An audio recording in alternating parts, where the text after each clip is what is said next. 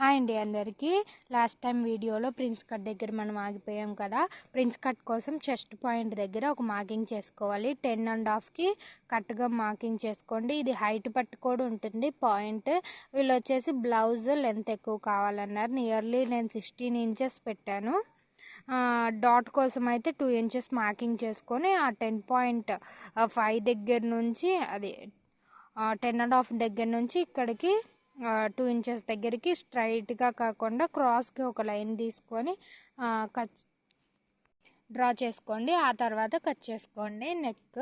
అలాగే prince cut అయితే మీరు కట్ చేయకండి.